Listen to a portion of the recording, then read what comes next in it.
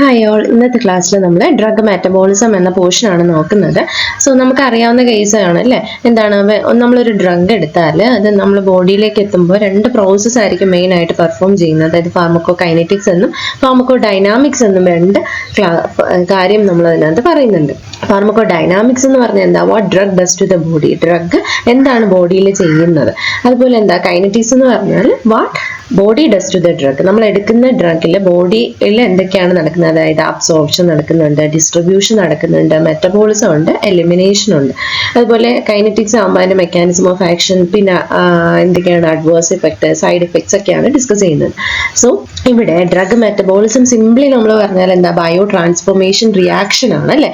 അതായത് മൂന്നാമത്തെ process, pharmaco കൈനറ്റിക്സിൽ വരുന്ന മൂന്നാമത്തെ പ്രോസസ്സാണ് എന്ത്, ഡ്രഗ് മെറ്റബോളിസം. സോ അതിന്റെ ഡീറ്റെയിൽ ആയിട്ട് എന്തൊക്കെയാണെന്ന് നമുക്ക് നോക്കാം. സോ ഡ്രഗ് മെറ്റബോളിസം എന്ന് പറഞ്ഞാൽ നമുക്ക് എന്ത് പറയാം, drug metabolism is loss of its physiological activity and an increase in the polarity and water solubility of the drug which results in more rapid elimination of the metabolite. അപ്പോൾ ഡ്രഗിന്റെ metabolism എന്ന് പറഞ്ഞാൽ എന്താണ്, നമുക്ക് വേറൊരു പേരിലും കൂടെ പറയാം, that is A bio transformation ആണ്. ബയോളജിക്കലി ഉണ്ടാകുന്ന ഒരു ട്രാൻസ്ഫർമേഷൻ ആണ്. എന്തിനാണ്, ഇറ്റ്സ് എ കെമിക്കൽ ഓൾട്ടറേഷൻ ആണ്. അവിടെ നടക്കുന്ന ഒരു കെമിക്കൽ റിയാക്ഷൻ ആണ് അല്ലേ.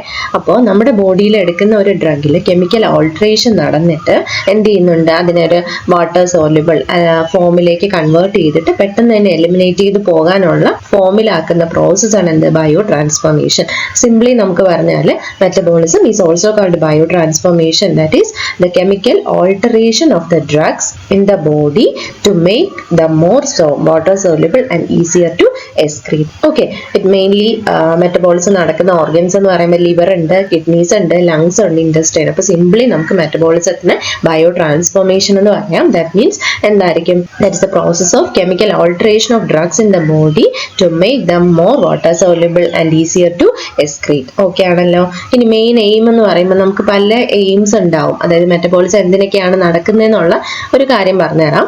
അതായത് ലിപ്പിഡ് സോലുബിൾ ഡ്രഗ്സിനെ മോർ വാട്ടർ സോലുബിൾ മെറ്റബോളൈറ്റ് ആക്കി മാറ്റുക. വാട്ടർ സോലുബിൾ ഡ്രഗ് ആയിരിക്കും കൂടുതൽ എലിമിനേറ്റ് ചെയ്ത് പോകുന്നത് അല്ലേ. സോ അതുകൊണ്ട് ലിപ്പിഡ് സോലുബിൾ ഡ്രഗിനെയൊക്കെ എന്ത് ചെയ്യുക, വാട്ടർ സോലുബിൾ ആയിട്ട് കൺവേർട്ട് ചെയ്യാനായിട്ട്. പിന്നെ മാക്സിമം എക്സ്ക്രീഷൻ ഫെസിലിറ്റേറ്റ് ചെയ്യാനായിട്ട്, to facilitate excretion through urine or bile.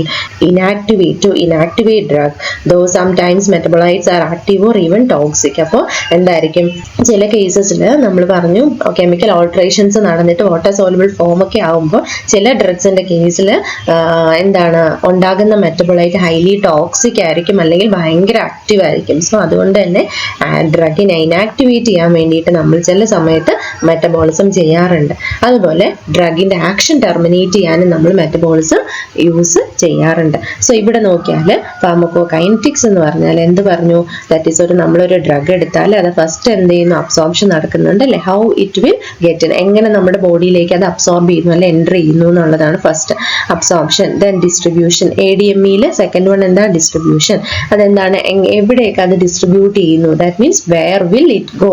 Okay, അത് എവിടേക്കാണ് പോകുന്നത്, ട്രാൻസ്പോർട്ടേഴ്സിന്റെ ഹെൽപ്പോടുകൂടി എവിടേക്ക് പോകുന്നുണ്ട്. നമ്മൾ എടുക്കുന്ന ഒരു ഡ്രഗ് ബ്ലഡ് സ്ട്രീം വഴി എല്ലാ ഓർഗൻസിലേക്കും എത്തണം അല്ലെങ്കിൽ നമുക്ക് ഏത് സൈറ്റ് എന്ന് പറഞ്ഞാൽ അവിടെ എത്തിയിട്ടാണെങ്കിൽ നമുക്ക് ആക്ഷൻസ് പ്രൊഡ്യൂസ് ചെയ്യുന്നത്. അപ്പോൾ ഈ ഒരു ഫാർമക്കോ കൈനറ്റിക് പ്രോസസ്സ് ഒരു ഡ്രഗ് അണ്ടർഗോ ചെയ്താൽ മാത്രമേ നമുക്ക് അതിൻ്റെതായ ഒരു എഫക്റ്റ് കിട്ടത്തുള്ളൂ. സോ അബ്സോർപ്ഷൻ കഴിഞ്ഞു, സെക്കൻഡ് വൺ ഡിസ്ട്രിബ്യൂഷൻ ആണ്, AD. നെക്സ്റ്റ് വൺ മെറ്റബോളിസം ആണ്. മെറ്റബോളിസം എന്ന് പറഞ്ഞാൽ എന്താ, how is it break down. അപ്പോൾ നമ്മൾ എടുക്കുന്ന ഡ്രഗ് എങ്ങനെ അത് ബ്രേക്ക് ഡൗൺ ചെയ്യുന്നുണ്ട്, അതിന് വേണ്ടിയിട്ടുള്ള മേജർ ഓർഗൻ ഏതാ, ലിവർ. ക്ലിയർ അല്ലേ. Metabolism finally excretion, how does it leave. അപ്പോൾ എല്ലാം കഴിഞ്ഞിട്ട് അതെങ്ങനെയാണ് പുറത്തേക്ക് പോകുന്നത് എന്നുള്ളതാണ് പറയുന്നത് എന്ത്, എക്സ്ക്രീഷൻ. ഓക്കെ അല്ലേ.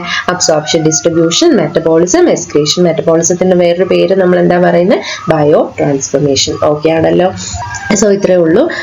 Drug undergo metabolism which leads to loss of its physiological activity and an increase in the polarity and water solubility of the drug which results in more elimination of the metabolite. Okay ആണല്ലോ. It's a chemical alteration of drugs in the body to make them more water soluble and easier to excrete. Then metabolism of any drug is characterized by mainly two phases ആണ്, namely metabolic transformation or biotransformation and conjugation reactions. അങ്ങനെ രണ്ട് phases ആയിട്ട് divide ചെയ്തിട്ടുണ്ട്. Metabolic transformation അല്ലെങ്കിൽ bio transformation എന്തായിരിക്കും? Enzyme catalysed reactions ആയിരിക്കും, in which drug may undergo variety of oxidation, reduction, hydrolysis, resulting in an introduction or unmasking of functional groups, which increases the polarity and hydrosolubility of the molecule and serve as a center for the second phase of metabolic reaction, that is the conjugation. അങ്ങനെ ഇത്രേ ഉള്ളൂ. Metabolism രണ്ട് faces വഴിയാണ് നടക്കുന്നത്. അതിൽ first one എന്താണ്? Metabolic ട്രാൻസ്ഫോർമേഷനോ bio transformation എന്ന് പറഞ്ഞാൽ എൻസൈം കാറ്റലൈസ് ചെയ്യുന്ന പ്രോസസ് ആണ്. അതിൽ വരുന്ന സബ് ക്ലാസിഫിക്കേഷൻസ് എന്തൊക്കെയാണ് അതിൽ നടക്കുന്നത്? ഓക്സിഡേഷൻ ആവാം, റിഡക്ഷൻ ആവാം, ഹൈഡ്രോളിസിസ് ആവാം. ഇത്രേ ഉള്ളൂ.